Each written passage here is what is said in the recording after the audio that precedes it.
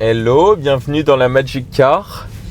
Bon, rentrons direct dans le vif du sujet. Je dois t'avouer quelque chose. Je reviens des championnats du monde de magie, comme tu le sais sûrement. Et j'ai fait un constat assez hallucinant.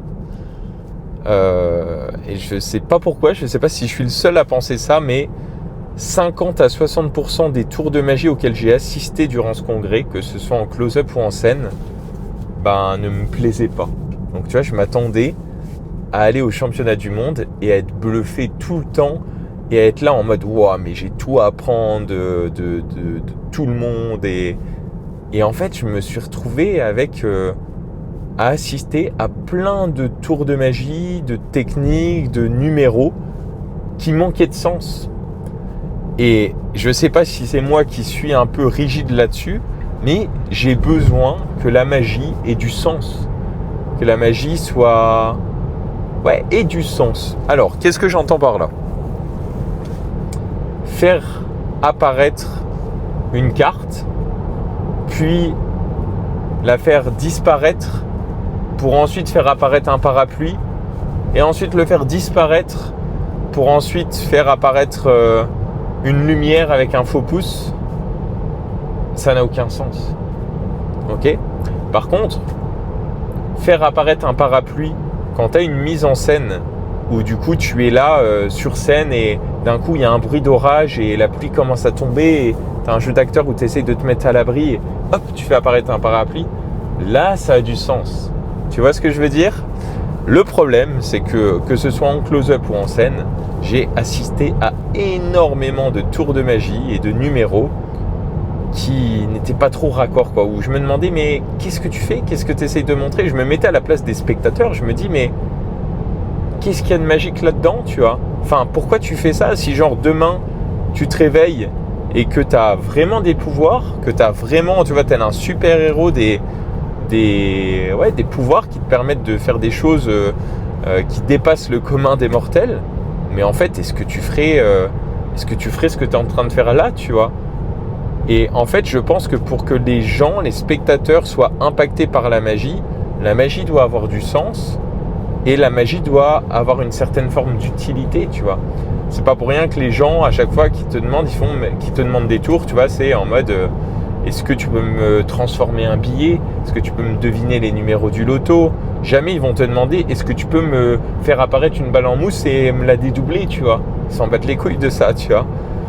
Donc, bon, il y a quand même une nuance que je dois dire par rapport à ça. C'est qu'il y a certains numéros qui vont utiliser des balles en mousse, des objets un peu kitsch comme ça, mais ils vont bien les utiliser parce que ça va aller dans une mise en scène, c'est peut-être adapté à un public d'enfants, peut-être que il va avoir une forme de métaphore avec tous ces objets-là, tu vois.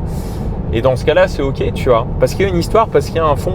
Et encore une fois, et pour l'avoir vu en close-up, le nombre de tours de cartes qu'on m'a fait, où c'est juste une démonstration de technique, je me dis, mais c'est hallucinant. En fait, je vois un contraste de ouf entre faire un tour à un magicien en mettant une mise en scène, en mettant une histoire, en mettant un storytelling, et faire un tour à un spectateur. Le magicien, au bout de, même si l'histoire est bien, au bout de 20-30 secondes, il est déjà là en mode vas-y, ok, j'ai vu, t'as fait un forçage, j'ai vu, t'as fait ça.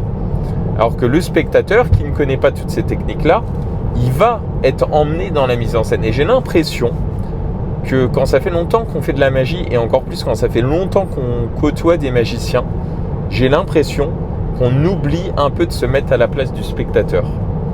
Et c'est problématique. Parce que ce qui va impressionner les magiciens n'est pas la même chose qui va impressionner les spectateurs. Tu vois, moi, durant le congrès, en tour purement technique, j'ai été impressionné par un mec qui me disait « Ok, nomme-moi une carte ». Il a repéré dans le jeu et ensuite, il faisait défiler des cartes. Les cartes, elles tombaient comme ça en fontaine, tu vois. Et il lançait une carte, elle atterrissait juste à côté de la carte que j'avais choisie. Et ensuite, il en lançait une deuxième et la carte était prise en sandwich. Et ça, il y a zéro truc à juste. Le mec est hyper bon pour manipuler les cartes et j'étais là en mode j'étais choqué, tu vois, mais non pas par la magie, j'ai pas ressenti d'émotion de la magie, d'émerveillement ou autre, j'étais admiratif de ses compétences techniques et ça c'est deux choses différentes, bien distinctes. Et les spectateurs, quand ils parlent d'un film, d'un spectacle, de quelque chose de l'art vivant, c'est quand ils vont vivre des émotions.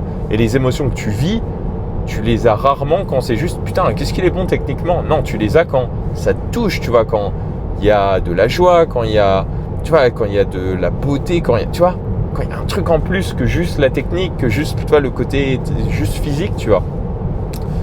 Donc bon, après je dis ça, mais je suis pas parfait, hein, j'ai plein de trucs à travailler. Et là justement, j'ai envie de reprendre tous les tours que je fais en close-up. J'ai envie de tout reprendre et de tout épurer, de me dire ok, pourquoi est-ce que tu fais choisir la carte au spectateur? Pourquoi tu lui laisses pas prendre le jeu en main et prendre la carte qu'il veut? Pourquoi tu lui demandes pas de juste dire une carte? Qu'est-ce qui est le mieux, tu vois? Parce qu'il y a des fois, tu vas faire plein de coupes ou tu vas faire des choses comme ça inutiles instinctivement. En fait, c'est pas forcément la meilleure voie. Pour nous, il n'y a pas une grande différence, tu vois, en tant que magicien. Mais si tu te mets vraiment à la place du spectateur, il y a une énorme différence si tu lui fais choisir une carte en tenant le jeu dans la main ou si tu lui dis ok, pense à une carte et dis-moi là, tu vois. C'est pas pareil, c'est différent. Et voilà, des fois c'est des choses qu'on néglige, que je néglige aussi et que j'ai envie de travailler et d'améliorer.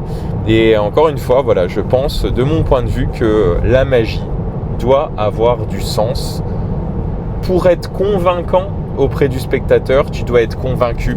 Donc si tu as l'impression que tout ce que tu fais c'est truqué, ça ne va pas vraiment bluffer les gens, tu vois, si tu fais comme si c'était banal de faire disparaître une carte, les gens vont le vivre tel quel, quoi. Ils vont penser que c'est banal.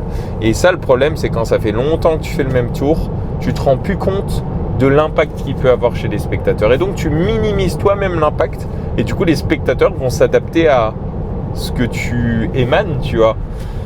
Donc voilà, un peu les réflexions que j'ai en ce moment. Je ne sais pas si ça te parle, je ne sais pas si tu es d'accord ou pas, en tout cas c'est ma vision. N'hésite pas à me partager ton point de vue en commentaire. Mais voilà, je suis pour une magie qui a du sens, une magie qui est utile, une magie qui est belle, une magie qui questionne vraiment les spectateurs. Et je suis contre la magie kitsch, contre le surplus de technique, le surplus de regardez-moi comme je suis un bon jongleur. Sinon, il faut se mettre au jonglage. Donc bon, voilà un peu mon point de vue. Si tu veux en discuter plus en profondeur avec moi, c'est possible. Clique sur le lien dans la description. Rejoins-moi et rejoins-nous sur Discord. On est pas mal de magiciens et j'essaye de donner un max de valeur à tout le monde.